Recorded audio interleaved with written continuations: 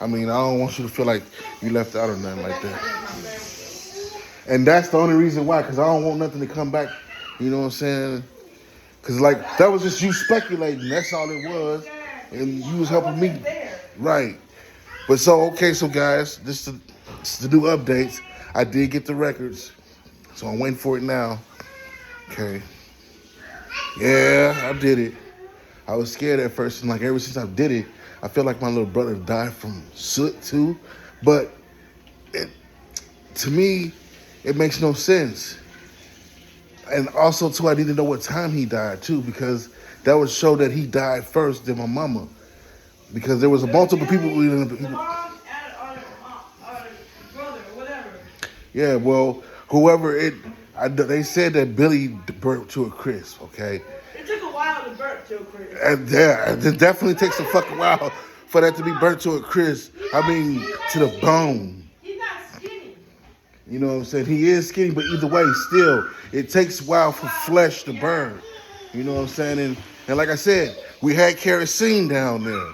So, from my perspective of how I'm looking at it, with the records, I'm able to see clearly the motion of the person. And what it shows is that whoever it was focused on him first. Because he was the first one to go. And everybody said that he was the first one to go. But now I need to see, how did he go? Now, see, and then I have to see about my little brother. And like I said, them records are coming. And with that being said, if two died from soot and one died from burning to a crisp, that should have been enough right there to make the police look into that as a murder, because obviously it's the winter time. We don't have no Christmas lights. You know what I'm saying? And everybody talking about see, I told Princess about that kerosene heater. But if the kerosene heater would have burnt up down there, it would have did more damage to my mama's face, more damage to my mama and my little brother and everybody up in the house, because it would have caught the whole house on fire. No one will ever get out.